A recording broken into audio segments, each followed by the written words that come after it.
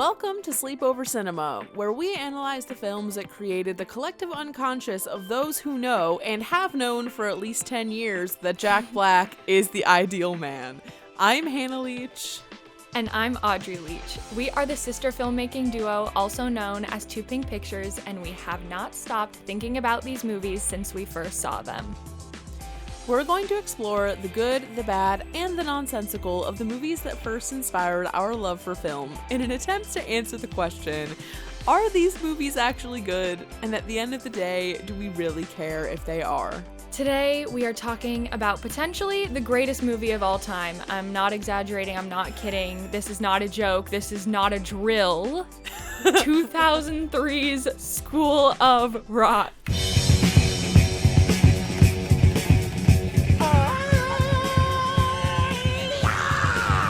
If he doesn't come up with the rent by the end of the week, he's out of here. You wake me up for that? Come on! Dewey Finn would have sold his soul for rock and roll, but nobody was buying. You're an embarrassment. You're out. Maybe it's time to give up those dreams. Don't you miss rocking out? You're not a teacher, Ned. You're the cross-dressing incubus from maggot death. Dewey, I'm not a satanic sex god anymore. I'm a sub, and soon I'll be a certified teacher. Is this Mr. Schneebly? I'm the principal here at Horace Green Prep, and we need somebody to start immediately. So how much are we talking here? $6.50 a week. Hello, this is Ned Schneebly. Everyone, I'd like to introduce Miss Dunham's substitute. This is Mr. Schneebly. All right, look, I've got a hangover. Who knows what that means? Doesn't that mean you're drunk? No. It means I was drunk yesterday. Now, at the most prestigious prep school in the country, Yes, Tinkerbell. That poster charts everyone's performance. where the students are rewarded for following the rules, What kind of a sick school is this? he's going to teach them a lesson There will be no gold stars or demerits. that will rock their world. It's called Rock Band. Is this a school project? It will go on your permanent record. Hello, Harvard, yo. You, what's your name? Zach. You ever play electric guitar? My dad won't let me. Zach, do not walk away from me when I'm talking to you. What makes you mad more than anything in the world? No allowance. Chores. Bullies. All you bullies get out of my way, cause I am really ticked off! Mr. Schneebly, just wanted to say, that was a really cool lesson today. Oh, thanks, dude. All they wanted was an education. They're gonna laugh at me. You have an incredible singing voice. People are gonna dig you, I swear. Okay. What they got Clear. was a revolution. I've just been informed that all of your children are missing. And if you wanna be a teacher, Jack Black, the School of Rock. This episode has been a long time coming. This movie makes me cry just because it's so good. Yeah, like it is not overtly sad. If you have not seen it, there's nothing about it that is overtly sad. It's just simply that joyous. It is the most joyous movie of our lifetime. Yeah, I mean, possibly. I mean, if you know Audrey or I, in real life or now from the podcast, I feel like you know us decently well. Yeah. You know that Jack Black is the man we would throw it all away for. I would risk it all. Risking it all for Jack Black. And, you know, today, the day we're recording this, it's April 19th, and Jack Black is like a real hot topic on Twitter again. And Audrey put it perfectly when she tweeted this morning that we are gatekeeping Jack Black. Yeah. Because we are. Now, there's not a lot of things that I will be that annoying about in life. Yeah. There's almost nothing.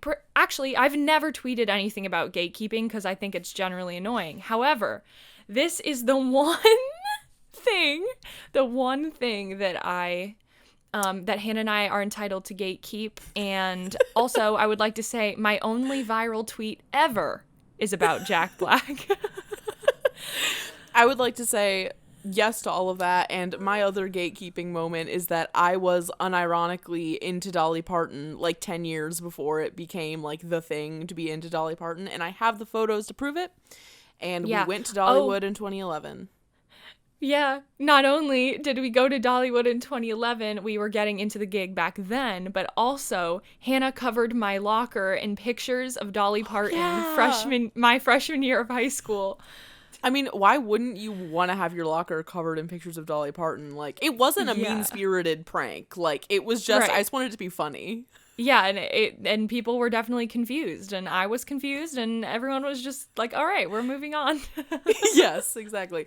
It also probably helps that your locker was in the choir wings. No, yeah, like, my locker freshman year of high school was in, like, the gayest area. It was. It was like, in the neighborhood of SHS. Yeah. It was in the neighborhood. It's more accepting really over there. It was. So we're talking about School of Rock today, one of our favorite movies of all time. And a lot of the time on Sleepover when we talk about a movie that we love a lot, it gets a little boring a little quickly because we just list things that we love forever. But that is not the case in this episode because we just, IRL, we just finished talking to them, but we have Rivkah Reyes joining us on the pod today for the second half of the episode. Rivkah played Katie, the bass player in the movie School of Rock, and we talked with them for a long time, and maybe you've seen their viral tweets or seen them on TikTok, just popping up all over the place, but they're super nice and super friendly, and we just gushed about Jack Black with them for kind of a long time, so you will get to hear about that. Shall we get into the facts? School of Rock was released on October 3rd, 2003, to which I say, this was in theaters, of course, to which I say, imagine seeing this movie for the first time on a nice, crisp fall day in 2003. Could it get better than that? This is Probably a fall not. movie. Like, if there was a fall season, movie. This is a fall movie into winter. Yeah. It's true. This movie was directed by none other than Richard Linklater, a director who Audrey and I both really like. He's known for directing Waking Life, the Before trilogy, Boyhood, Bernie, which is one of my favorite movies of all time also, Dazed and Confused. Underrated. The movie was produced by Scott Aversano, whose only truly relevant credit to our audience is that he worked on the 2004 series of Unfortunate Events with Jim Carrey. So that's just funny to me.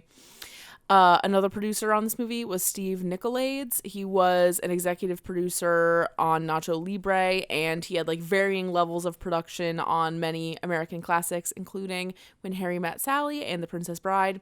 And last and perhaps least, we have Scott Rudin. Yikes. Anyway, moving on to someone much less problematic. The screenplay was written by Mike White, who also plays Ned Schneebly. Hello, this is Ned Schneebly in this movie.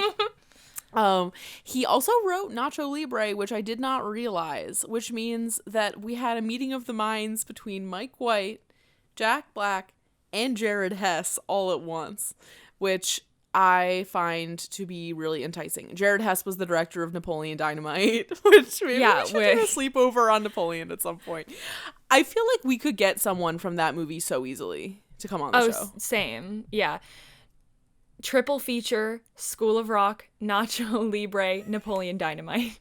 I mean, also, Nacho Libre and Napoleon Dynamite were, absolute cornerstones of, the shared sense of humor within our entire family. Even our extended family, on our mom's side, it was just a huge thing. Our Uncle Paul got, a bulk, a wholesale box of Vote for Pedro t-shirts and, distributed them to our family. That was the level we were on. He also has written...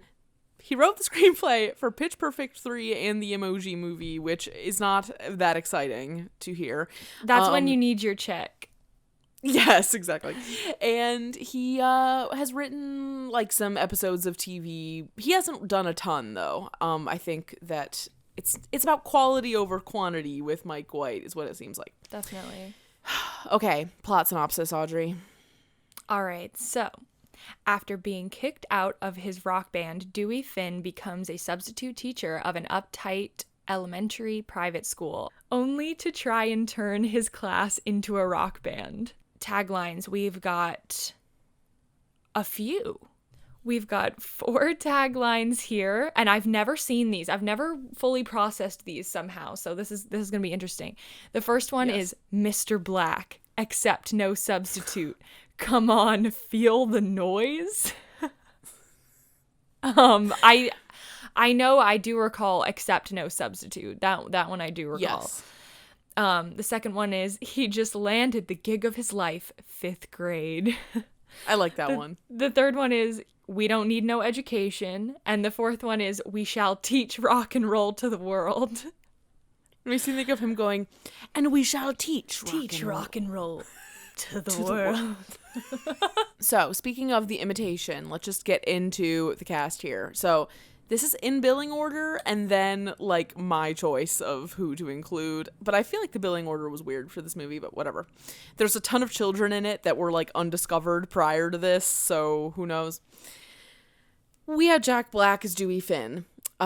Jack Black has stated that this movie is like his favorite thing that he's ever been in, and I can totally see why, because he's essentially playing himself and he's with kids, and Jack Black interacting with kids is like the cutest, best outcome in life. Yep. He's also known for this string of movies: High Fidelity, Nacho Libre, Bernie, Polka King, which I like but no one else does, Jumanji, Tenacious D, all the Tenacious D, like, associated stuff, like music and movies, Kung Fu Panda, The Holiday, King Kong, and Shark Tale, baby. Gotta include that. Jack Black is the best person in the world. Next up, we have Adam motherfucking Pascal as Theo. And Adam Pascal is known for being, he's in Rent. He's like he's yes. Roger, right? Yeah. Roger in Rent from the original Broadway cast and in the movie. He also was Radamés in Aida. He's just like a high screlting king. We have Sarah Silverman as Patty. She's a comic. She has recently had her show called I Love You, America. She's a voice actor on Bob's Burgers. She was on the show Masters of Sex. And around the time of School of Rock, she had the show called The Sarah Silverman Program. She has had a lot of problematic moments. It kind of could go on forever, so I would just encourage you to go to her Wikipedia and look at the controversy section, because if you care. has said and done a lot of racist things or made a lot of racist jokes. Next, we have Mike White as Ned Schneebly. We already talked about him. And then next we have Joan Cusack as Miss Mullins, the principal. And I mean, she's a legend. The things that she's known for the most, though, are In and Out, Working Girl, Shameless, The Series of Unfortunate Events 2017 reboot. She's Jessie in Toy Story 2, which is so fucking funny. Once you hear it, you can never unhear it. Yeah. She was randomly in Confessions of a Shopaholic, which just feels very on brand for us. And she's in High Fidelity. She was on SNL. And then we have Miranda Cosgrove as Summer. She was only 10 in this movie. And she's really known for iCarly, obviously, and the upcoming iCarly reboot. She was on Drake and Josh, and she also was a voice actor in Despicable Me, and she was on the TV show Crowded for, like, the time that it ran. And then on top of that, there was a group of very, very talented kids that are all really memorable in their own ways. And I love how this movie, like, none of them are really acting. Like, they kind of just wrote all the parts for the kids. And I think that that's, like, one of the best parts of this movie. Mm-hmm. But just to touch on the band at the very least, we had Joey Gatos Jr. as Zach on guitar, Robert Sy as Lawrence on the keys, Kevin Alexander Clark as Freddie on drums, Mariam Hassan as Tamika on vocals, Alicia Allen as Alicia on vocals. Is it Alicia or Alicia? He calls her Alicia. I don't know. Caitlin Hale as Marta on vocals, and of course our guest for the second half of the episode, Rivkah Reyes on bass. And there's a lot more kids in this movie, and they're all really awesome in their own ways, and really memorable, but I just wanted to keep it to the band, just so I didn't have to list people forever. But also Brian Faldudo as Billy. Yeah, and Brian Faldudo as Billy. And I just want to add to that, like, that hallmark of casting non-actors is something that Richard Linklater does a lot throughout his career. Yes. And it's definitely like a touchstone of his films. And I think in every case, it always adds a certain level of realism and, like, organic reactions, and just like really brings it brings it back to reality. That's a Jack Black quote. Yeah, and it's one of, if there's something that I could adapt to like my filmmaking, like that, obviously making a documentary, it's gonna be real because it is real. Yes. But in narrative, I think it's just a really smart move. Yeah, I agree. I think the repurposing random real life people into like stars is really fun. It's always heartwarming. Yeah. Yes, exactly. All right, so now we're moving on to the money. That's where Audrey comes in. Yeah, always, because I am your econ teacher, guys. I'm your business professor. The budget for School of Rock was $35 million. The box office opening weekend was $19,622,714, and the overall worldwide gross was $131,095,990. So what I'm getting from that is that School of Rock is very much a word of mouth movie. It is a grow over time movie. As far as the audience goes, like, it's not going to draw a huge audience on its opening weekend because it's not like a superhero movie. It's not like a spy movie. You know what I mean? Yeah. But people would see it and be like, oh my gosh, that's the best thing I've ever seen in my life. And then slowly they'll come. So it made its money back. There was a 91% critic score on Rotten Tomatoes, and the critical consensus is Black's exuberant, gleeful performance turns School of Rock into a hilarious, rocking good time. And then we have two more here. A raucous crowd pleaser with a pumping soundtrack, some awe-inspiringly talented kids, and perfect comic performances. And the third one is, it's genuinely good-hearted and features child actors that look like real kids, all permeation of geeky, fat, skinny, sullen, and silent in that way that only actual kids can be. So I want to take this next part. So this is a first, I think, for Sleepover, which is that the critic score was 91% and the audience score was 64%, which I think speaks to the fact Who do I have to fight? That's how I feel. But I feel like it has to speak to the fact that, like, Jack Black is kind of polarizing sometimes. Yes. You love him or you really don't like his performance. It's not that you would hate him, it's that the performance isn't for you. Yes. And so I looked at all of the audience reviews, and generally people are like, this movie is fine. But there was this wild review that actually kind of reminded me of how we would rip a movie apart if we hated the protagonist. So I'm going to read this review. We can trim parts of it out if it's too long, but I'll try to make it entertaining. This was a audience review on Rotten Tomatoes. I am genuinely baffled as to why School of Rock is so well received.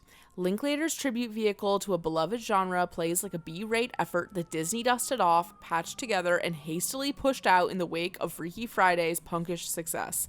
The film can't decide whether to condone Jack Black's obnoxious man-child with zero consideration for folks other than himself or not, so it sheepishly skirts around the issue. Obviously, I can't get over how feebly written School of Rock's protagonist is and how we're supposed to be won over by the charm of it all. With a comparison to Dead Poets Society. Yeah. And you can't, they picked up on the only string of criticism that I could come up with if I tried. Yeah. Which is fine. But, I don't think it should be taken that literally. Yeah, Dewey Finn is not supposed to be like a lovable protagonist, but no, he is because he's Jack Black. Yeah. And because he is a misfit, as we talk about with Rivkah, like, he's too enthusiastic and, like, too passionate for his own good. And that's how he ends up having to be in the position that he's in. But he's not a good person. That's the whole point. Whatever. Now the gossip section. The celebrity gossip of October 2003. In this month, Arnold Schwarzenegger was voted into office as the governor of California for the first time.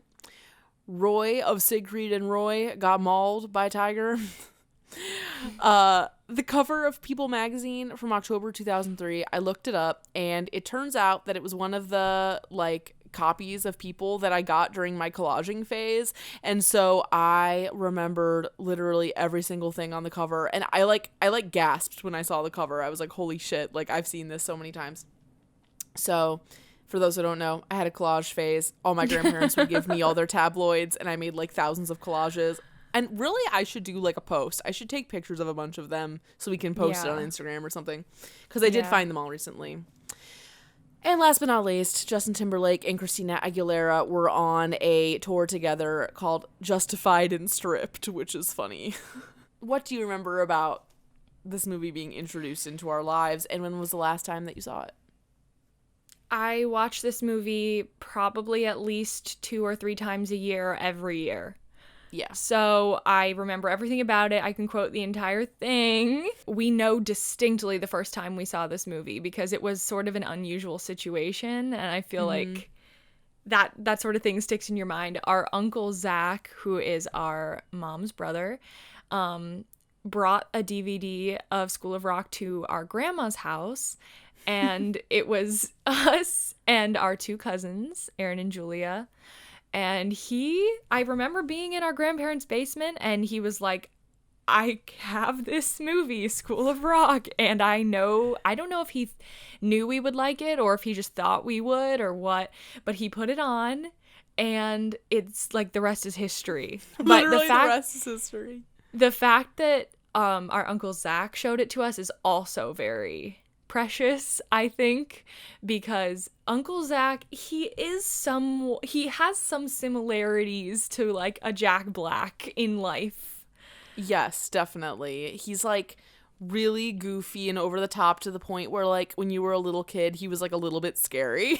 Yeah. Because you like never knew what he was gonna say or do. Yes, his sense of humor is a lot for a child, I would say.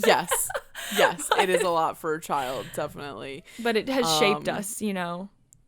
It has definitely shaped us, and we owe him a great lot for having introduced this movie to us as early as he did, especially because it was our first PG-13 movie. I also thought that Miss Mullins was like so weird when I was a kid because like I wasn't used to seeing like lead women who were not love interest or villains. Like she's kind of a villain, but not really. Not actually, no.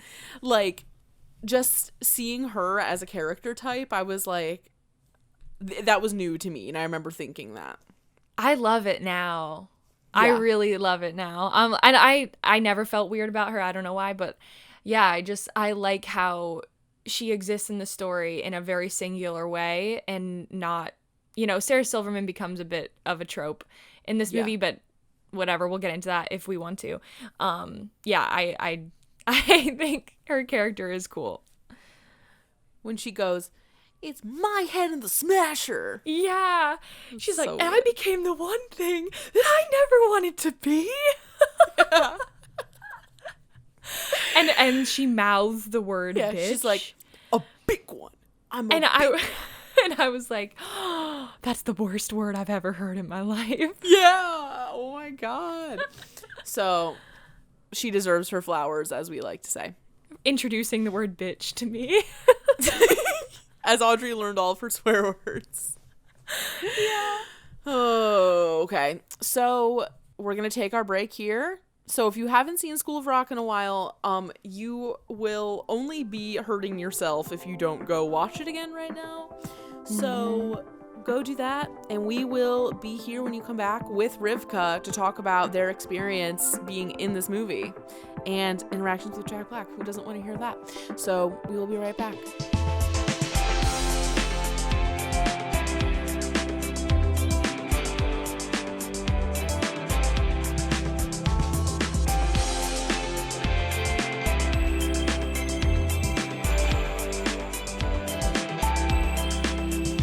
We are back. We hope that you watched School of Rock with childlike abandon and enjoyed every moment of it, as we do every time we watch it. So we have so much to get to with Rivkah, but I just had a few, I made like a top 5 takeaways of things from this movie that every time I watch it, I note to myself. And Audrey has one that she wants to throw in. So we're just going to rip through these really fast so we can talk to Rivkah. The first one is my one criticism, which is they have these singers in the band that are awesome, and then their vocal part is like, ooh la la la, ooh la la la, and I'm like, why don't they have a real part? And to me, I teach at a school of rock, like a literal school of rock school in Cleveland, and I'm a vocal director at that school, and so I'm like, let me bust in there and give them a 3-part ooh la la, like, come on. That just gets me every time. Jack Black is just the ultimate trustworthy man. Like, it's him with a bunch of kids, and you know that you're not supposed to trust him with the kids, but you do trust him with the kids. But you do. Yeah, you absolutely do. You just do. And that's really what makes it work. I mean, if it was anybody else, it would be a bigger stretch in your mind. Yes. It makes so much sense that it's him and kids in this movie. That was the seed of the entire idea, was Mike White was saying to Jack Black, wouldn't it be funny if we did a movie where it's you and a bunch of kids? So that was the very, very beginning seed of the whole thing. So that explains why it's so easy to accept, you know, as an audience member. The last thing I have is that this movie really does speak to, like, the really just satisfying and cute experience of teaching kids how to play rock music. Like, again, this is one of my jobs, and like teaching a bunch of 9-year-olds a harmony, or like watching like a 12-year-old get really good at playing a guitar solo, like, that's just sweet. Like, that's just a great thing to be involved in, and I really love doing it. And so seeing it in this movie just warms my heart. Yeah, that's what that was going to be my one point too. We could talk for ages, but we got to get to the interview. Is that this movie, and you wonder how much it actually has influenced us, like, truly in our choices for the art we make, or like the ways that we creatively contribute to the world and stuff. But like, it's funny that we covered Bring It On last week too, because literally if you combined School of Rock and Bring It On in a way, like, that is the documentary. Like, yeah, that's true. If you don't know, Hannah and I produced a feature-length documentary about high school show choir, which is done now. But anyway, you'll get to see it soon.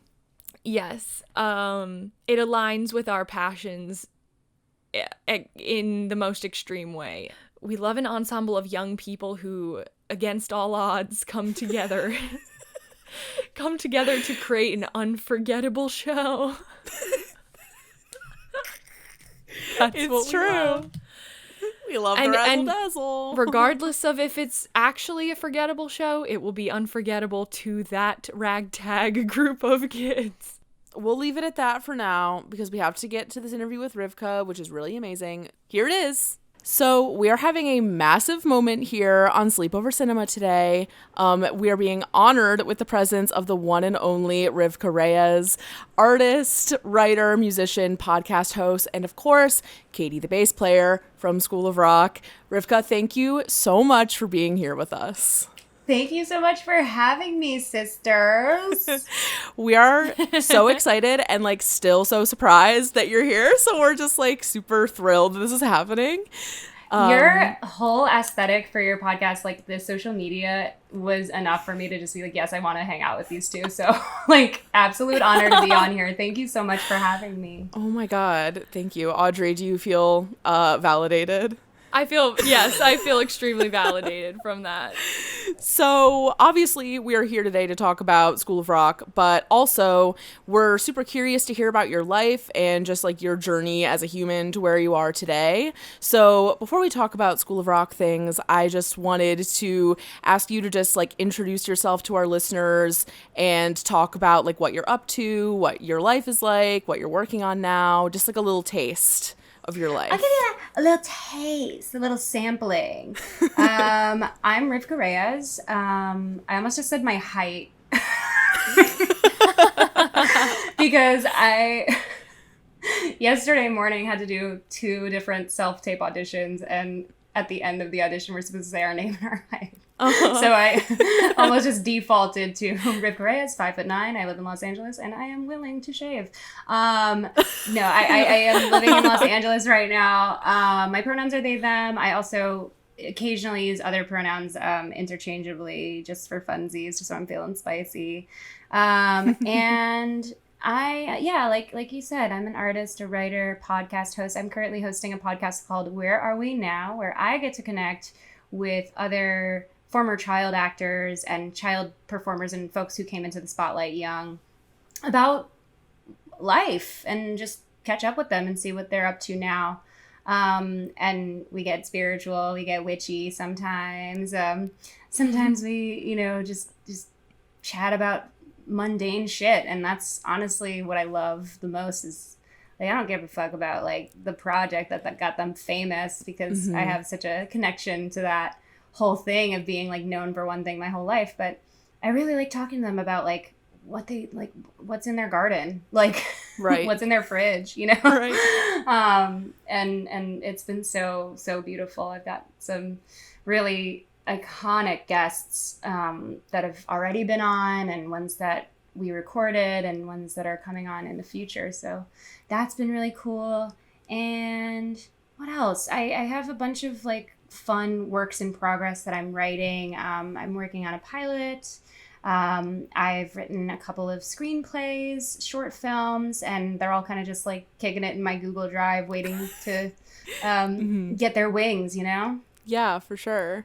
I have many more follow-up things about the podcast because I listened to the episode with Brian, and it made my brain sparkle. So did I.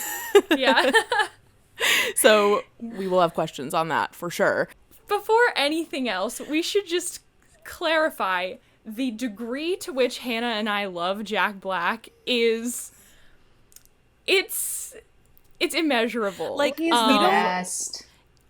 This is what we want to know, because we don't love men on this show in general, and Jack Black is just the man for us, and we're wondering if he is actually that good in life as a person. He is so fucking pure. He's just a wholesome person.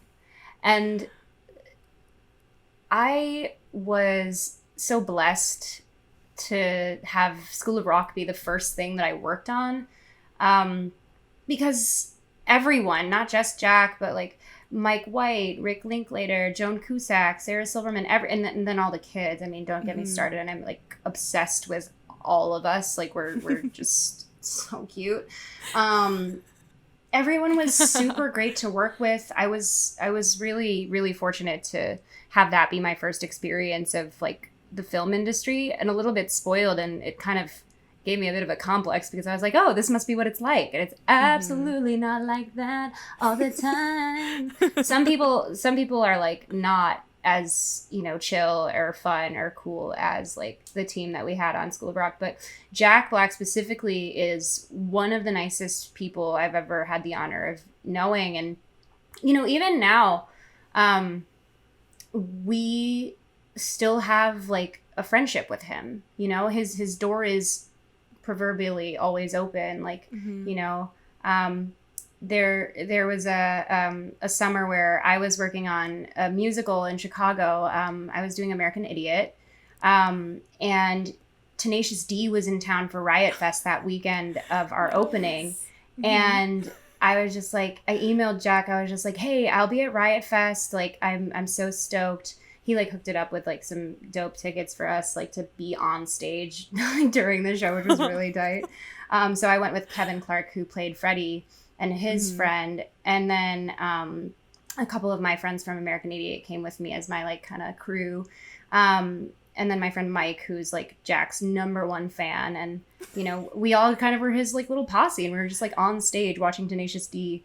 It was magical. But he ended up coming to see American Idiot Yes. And like it was wild. I was like, I set aside a ticket for you, no pressure. It's at this theater in Wicker Park. And he was just like, Wicker Park, that's where we shot High Fidelity. I was like, it's actually right around a corner from that record store. And he was just like, oh, hell yeah. Like, well, I'll do my best. And like, I set aside a ticket for him, and I was just like, he's not gonna come. And then on the night of the show, one of my castmates was like, Rivkah, I think your dad's here, as a joke.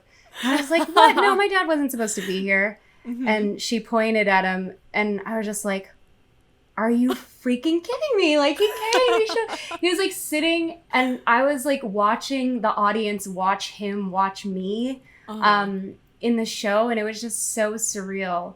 But every once in a while, because American Idiot, our at least our rendering of it was a very interactive, like, we were this close to the audience, like right up in their faces, like, you know, singing Green Day at them. Right. And like, there were moments where I was able to, like, you know, because of where my choreography was in the show, like, I was like face to face with him, and I was just like, we're rocking out together again. It was like, so, it was so, it brought me back. Like, it really did. It was beautiful, because like, there's a part in School of Rock, like at the end, when we were starting to play our encore song, and there's a part, and you'll see it in the movie, like where Jack turns to me, and we have this like pure moment of like rocking out and like making eye contact, and like we're like, you know, getting up in each other's face.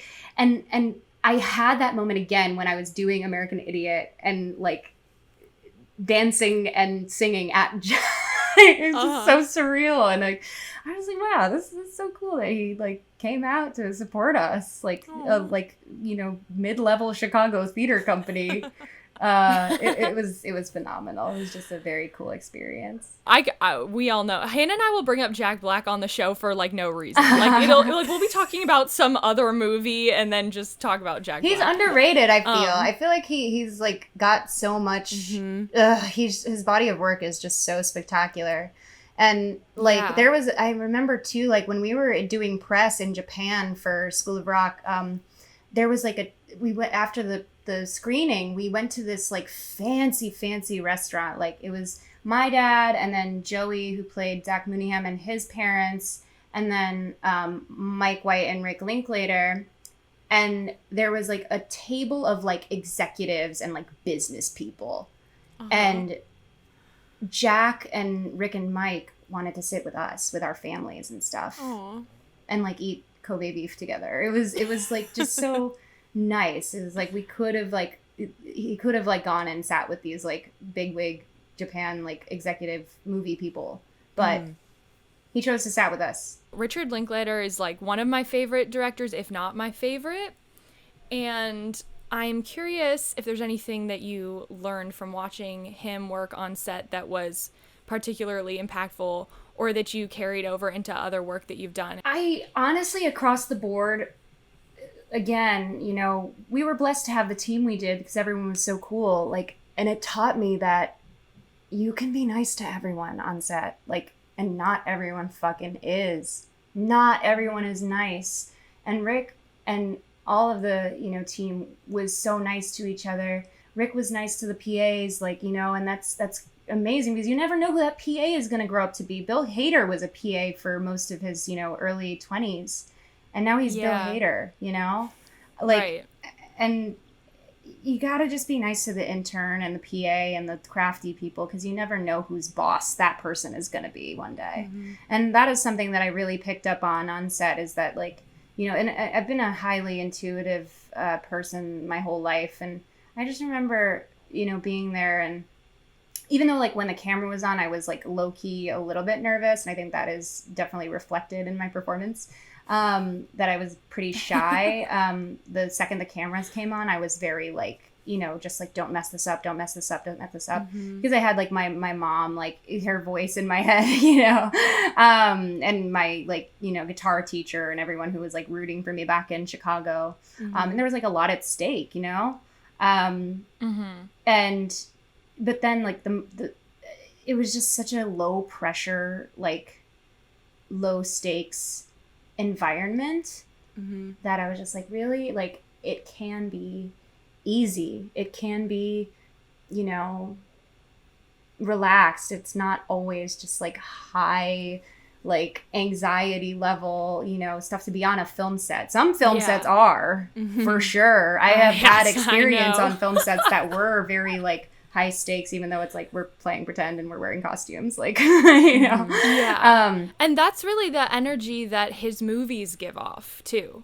Like all of his movies have that feeling of just naturalism, and what's going on is actually happening, and it just doesn't feel like a toxic set at all from watching the movie. So I've had my fair share of bad PA experiences. I'm sorry. I'm always curious about that kind of thing. I'm sorry. I kind of I've not had much experience as a PA, but you know, I've had experience as a location scout for film before, and it's sometimes really, really interesting to like work with some of the people. I'm like, this is a commercial for like Arby's. Like, chill the fuck out, dude. Like, Yes. The aspect of being a kid on set, and especially for this movie, there's so many jokes where they would go right over your head as a kid, and they went right over my head when I watched it for the first time, which was probably like 2004. Yeah, like 04. So I'm curious, like, you being on set and hearing all the dialogue and everything, and then, you know, viewing the movie as you get older, if you do. I don't know if you do. Like, do layers of it kind of settle in as time has gone on? Yeah, I think it's really cool. I've been especially we were talking about before we started recording that, like, School of Rock is randomly viral today on Twitter, and like we're, you know, being talked about, which feels good. And it makes me really happy that like it has stood the test of time. Like, not like many movies from early 2000s, like this one is like kind of timeless, and like there's not much wrong with it, like problematic or like, you know, sexist or anything like that. There is like a bit of the shrill woman trope, which I hate, but like, you know, but yeah, I think that what really, it's more that people will point things out to me and I'll be like, I never realized that. Like, somebody pointed out that like the cello is nothing like a bass, aside from the fact that it has 4 strings and it's big, right? Like, and low sounding. And so somebody, my friend Liz, like sent me this screenshot that she took of somebody's Facebook post, and it was like, the fact that Katie like knew how to just like play the bass, even though the bass and the cello are not even remotely similar in tuning, is pretty cool. Like, she must be a really, really talented musician. And I, of course, saw that, and I had to do like a TikTok about it, because I was just like, that's so true. Like, that the fact that like Dewey just like hands Katie this bass and she like kind of knows what to do with it, like that is I think that's like a reflection not only of the character, and also it's a reflection of the trust that like the team had for me. And also it's a reflection of like my talent and my, like, you know, musical chops, because I was trained classically in guitar. And I'm giving myself a little permission to toot my own horn here. Like, I came into this audition never having auditioned for anything before in my entire life. And, you know, playing a couple songs on my guitar, and then, you know, doing one callback, and then being handed this role. And they were like, oh, by the way, you're going to be playing bass. It's like kind of similar to a guitar, but we'll have some coaches on set for you. And on the first day of set, like being there and being handed a bass guitar, and me, Rivkah, like intuitively knowing what to do with it, I'm like, I'm kind of gassing myself up here, but I'm like, I'm really more talented and like good at music than I think I am, or than I thought I was when I was that young. The stuff that was like lost on me as a kid was explained to me by like my mom or by other kids on set. Like, because some of the other kids on set were like a little more like a little less like sheltered like than I was. Right. I mean, I did grow up in a pretty liberal like family in a liberal town. Like, I grew up in Chicago in like the predominantly like gay and queer neighborhood. So I knew like some stuff, but some of the jokes I was just like, what is that? Like, and then Veronica, who played one of the 2 groupies, Eleni, she'd be like, it means this, it's sex, it's about sex. I was just like, oh, okay, cool. Yeah, she was kind of the one who would like, she kind of knew everything. Mm-hmm. She was kind of the friend, the archetype of the friend who kind of like knows everything a little too young and knows a little too much. Yes. But yes, I was always like, what does that mean? She would be like, it's this. Oh, that's a drug.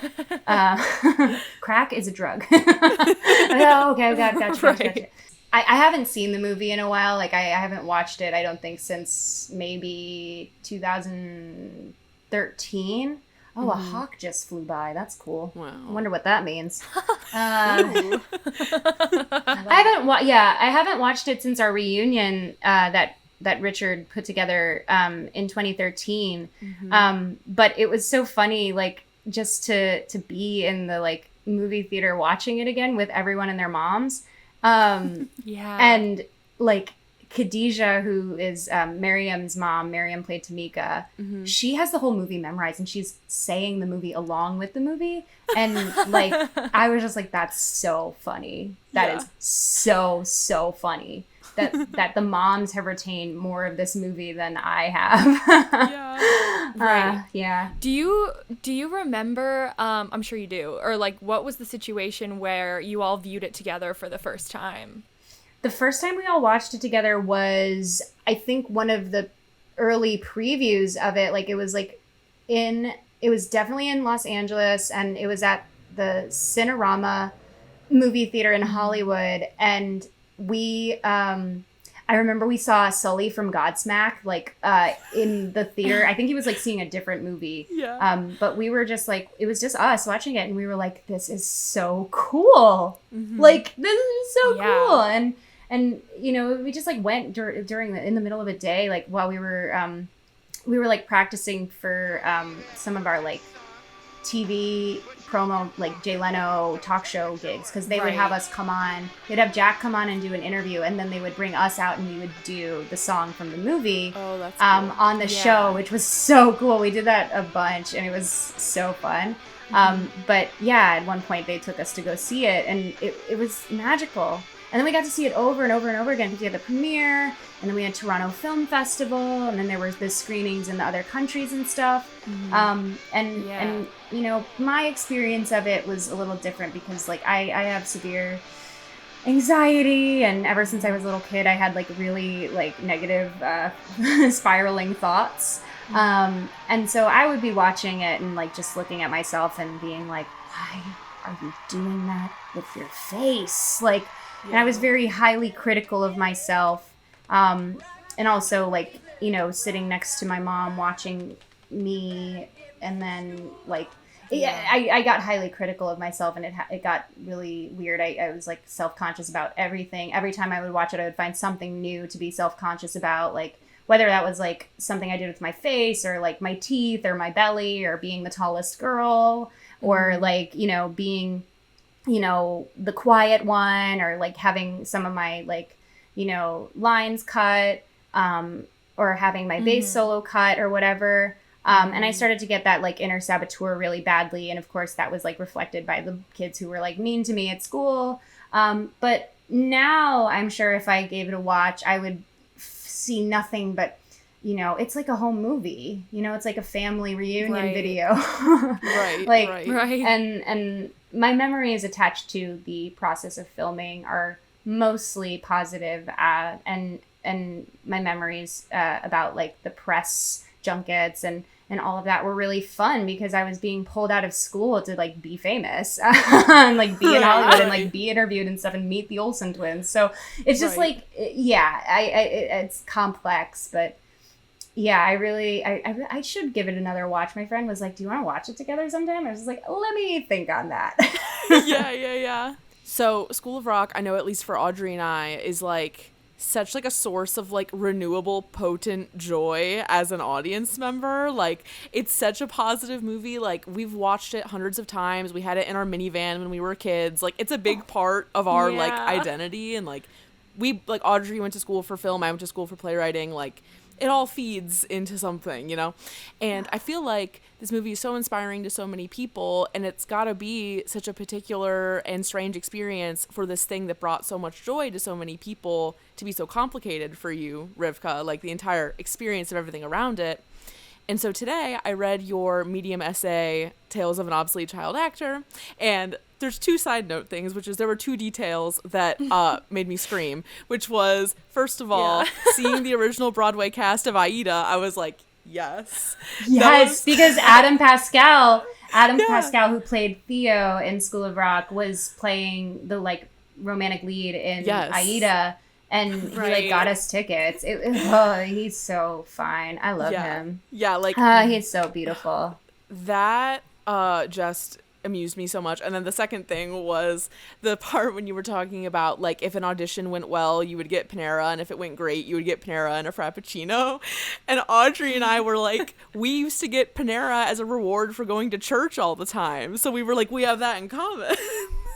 Yeah. Parenting, man. It's wild to me the ways that parents bribe their kids. Yeah. Like, it's so funny and so, I think it's so, it's just interesting. I'm not a parent at the moment, but I don't know. I do have a plant, and it's the easiest, you know. It's easy. It just needs water and sunlight. Yeah. And, you know, no sometimes Frappuccinos. I'll sing to it. No Frappuccinos, no Panera, no therapy. In that article, kind of like a theme that you circle around a lot is like up until semi-recently, and I'm sure you're still like working through it now to a certain extent, you had this like fear of having peaked at like 10, which... First of all, understandable. Second of all, you're a Leo and I'm a Leo, so doubly bad imagining such a thing as a Leo.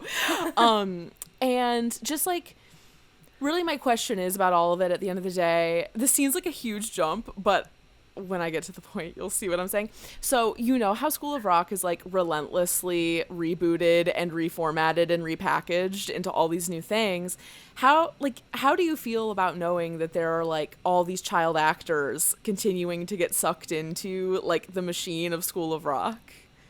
Well, I honestly think it's great. I think that School of Rock is such a beautiful thing. It's you know, I get a lot of messages from people who picked up an instrument after watching School of Rock because they saw us doing it and they thought that looks really fun and I want to do that too.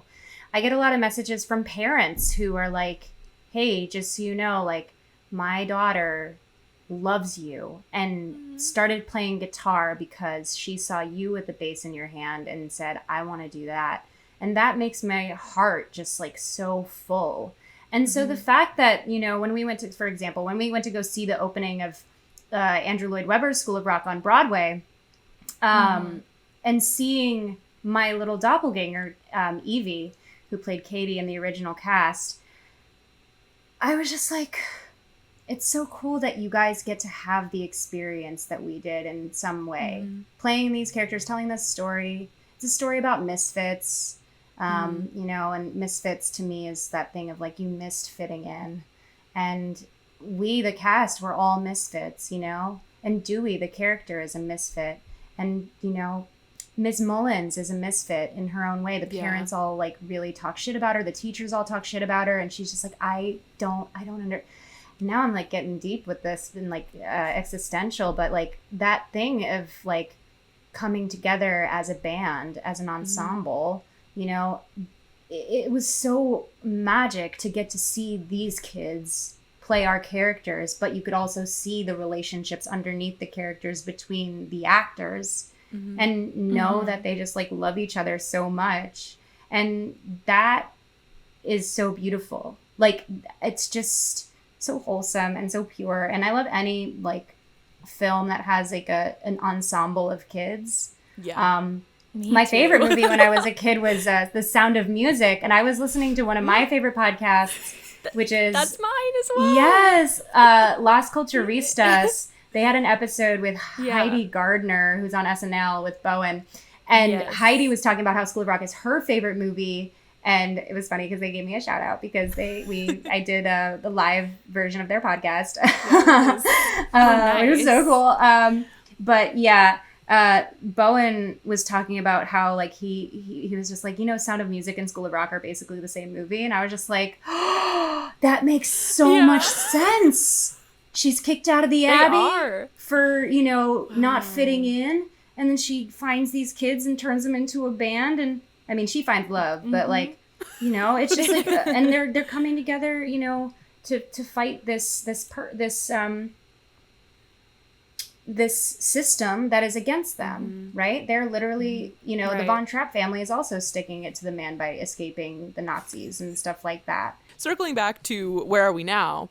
I know you already shared a little bit about what the show is, but when I listened to it, one thing that really stood out to me as just genius was the Who's Your Matilda segment. Can you just talk a little bit about that segment? Yeah, so Who Is Your Matilda is a segment that I do on Where Are We Now, where I ask all my guests who the first person or character or actor or musician or athlete, whoever they saw for the first time and said, oh, I see myself in that person.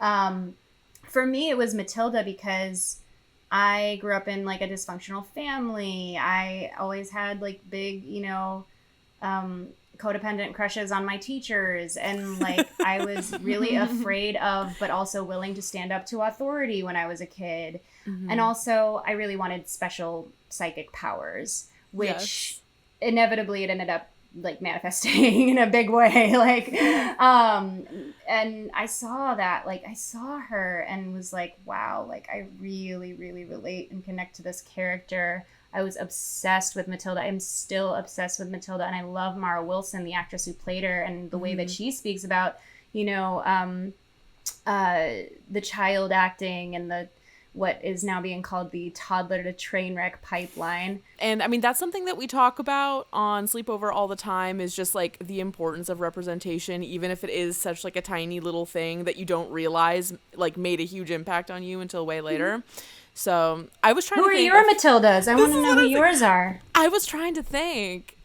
And, well, okay, you said Avril and Haley because I was the Evanescence to Avril Lavigne to Haley Williams type. Pipeline. Yes.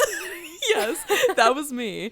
I feel like those were my biggest ones when I was young. And then, well, like, I have this like horrible thing where I like love people who inevitably become really problematic. Okay, not in like the worst. No. Not what you're thinking. Not I'm bad, sure. not bad. But like I'm talking about like the Lana Del Reys and like the Lena Dunhams, like those. Oh my God, both of them. I love them both. I love them both so much. Okay. I love them both so much. Yeah, like I truly.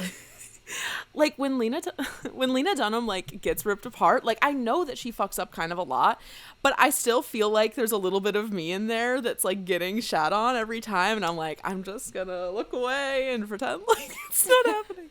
But yeah, I can earnestly say that the both of them, I know Lana as a friend, and like Lena I've run into a few times, and what I can honestly say about both of them and my understanding of both of them, and I think I have a similar thing, is that they have pure hearts, big hearts, nothing but good intentions. They just suffer from chronic foot and mouth syndrome. Yeah.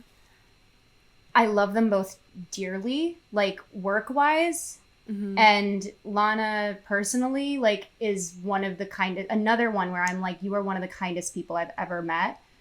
And like, it's just that the media, like, sometimes, and yes, of course, it's like all a product of like their whiteness and their like, like cis hetness. Yeah. But I mean, it's just they have learning to do. We all do, though. Yeah, I mean, totally. I'm not fucking perfect. I'm not an expert on anything. Like, I am definitely, a privileged person in that I'm, like, white passing and whatever the fuck that means. And, like, that I just grew up comfortable and that I have this, like, platform that I do. And, it's just, like, a matter of using it for good and being really mindful of what you say when you're in the public eye. as we said before, we both listened to your podcast episode with Brian Faldudo, aka Billy, aka Fancy Pants, where you touched on the idea of redefining success. How has your idea of success evolved over the years?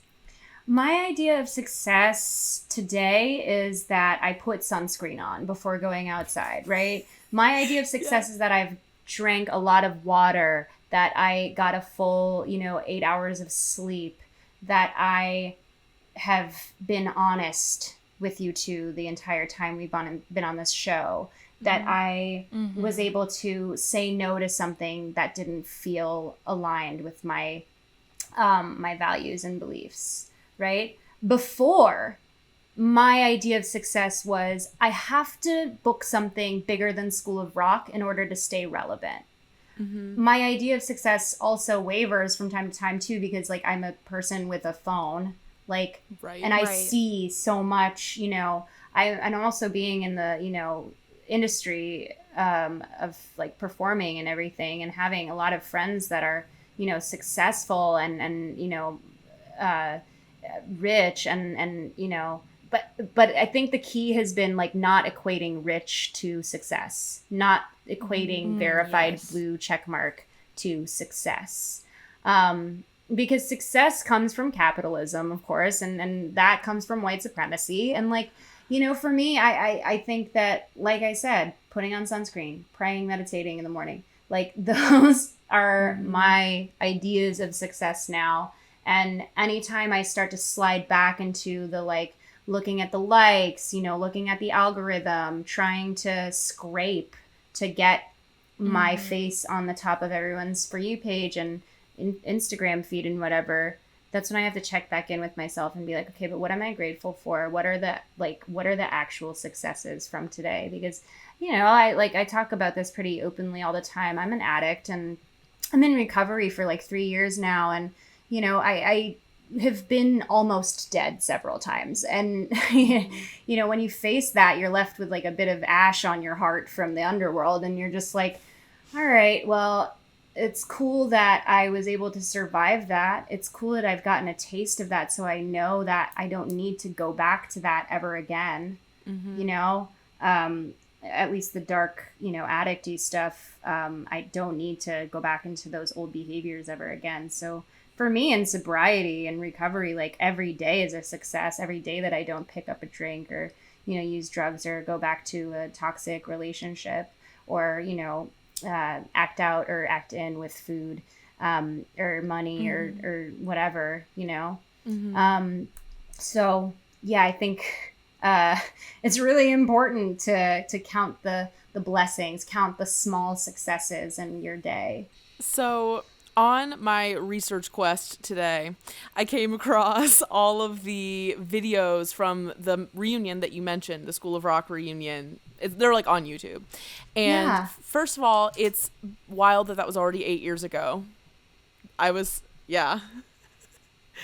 So that was 8 years ago, which I'm wondering, so you were 20 then? If you said you're 28, you were 20 in those videos. And I'm wondering. 21. I had just turned 21.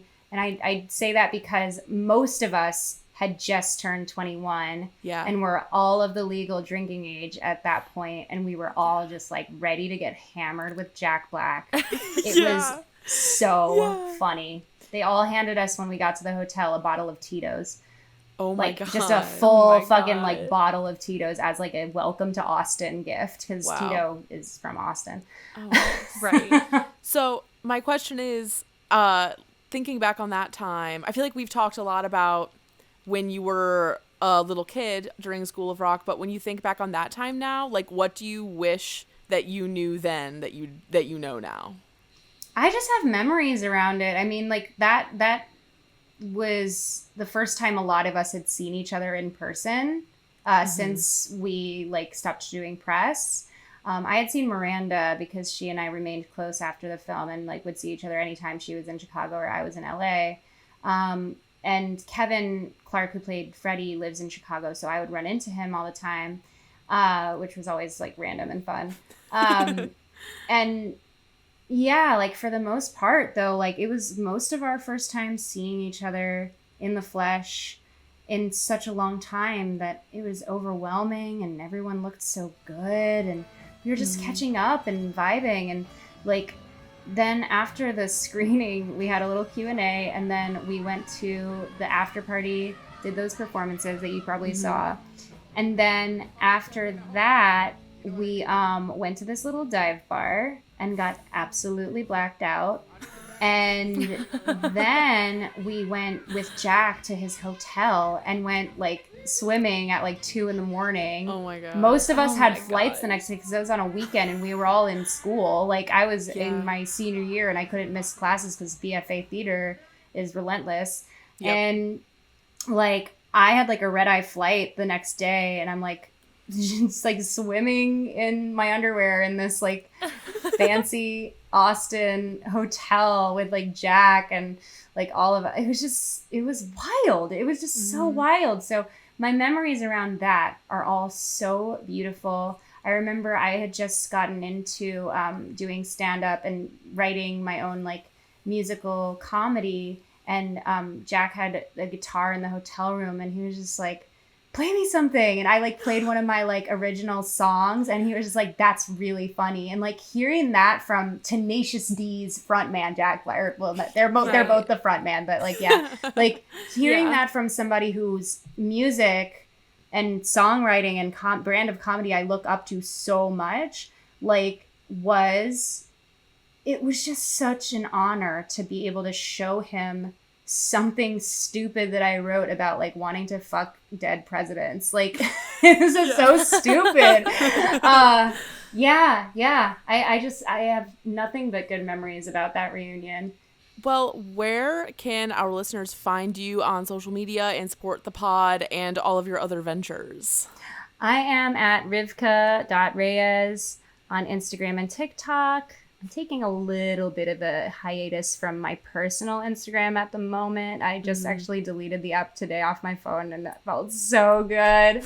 I was like instructed, like I was like in meditation. I was just like, delete Instagram. I was just like, okay.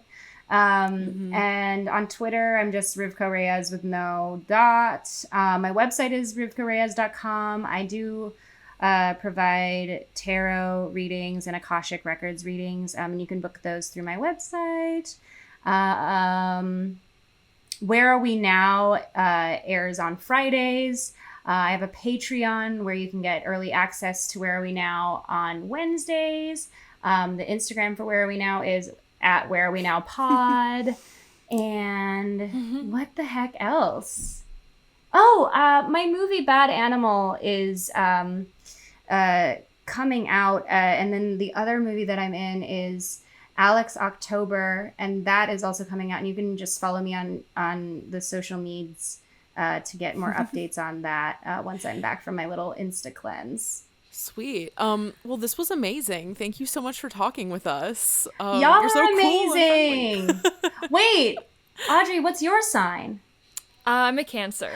Oh my gosh, it's your moon right now. The moon is in Cancer. Oh, is it? Oh, man. And Hannah's a Leo. When's your birthday? Yep. July 26th. I have a Cancer moon. Oh, so you're probably going to have a good cry later. Yeah. If you already haven't today. I've already had a good cry today, too. Again, thank you for joining us. And I cannot wait to see your new movies and see everything that comes into the universe for you. And this was amazing. So thank you. Thanks. Yes, it was. Thank you again to Rivkah for joining us. Audrey and I were having such a good time throughout that whole interview, hearing them talk about knowing Lana, LOL, and also like all the interactions with Jack Black, like hello, like that's amazing. It's our dream. It's our dream. Literally, it's our dream. We'll see you next time, I guess. Is that too abrupt? No. Okay. No. You can handle it. At this point, you all can handle it. Okay, bye. Bye. You can find more from us at evergreenpodcast.com/sleepover-cinema and keep up with our latest creative projects at twopinkpictures.com. If you want to watch our show as well as listen, we're on YouTube too. Search Sleepover Cinema or go to the link tree in our Instagram bio. We're on Instagram and Twitter at twopinkpictures and would love to hear from you there. We're also on TikTok at Sleepover Cinema, and that's really where the party is at. And if you like the show, if it brings back evocative memories of childhood or tweendom or babysitting, share the episode with a few friends. Leave us an iTunes review telling us what movie you'd like to see us cover next, and leave us a review if you like the show, and if you don't, don't. Sleepover Cinema is a production of Evergreen Podcasts, produced, edited, and engineered by us, Hannah and Audrey Leach. Sleepover Cinema is mixed by Sean Rule Hoffman, with theme music by Josh Perlman Hall. Special thanks to executive producers Michael D'Aloia and David Moss. We'll chat again soon.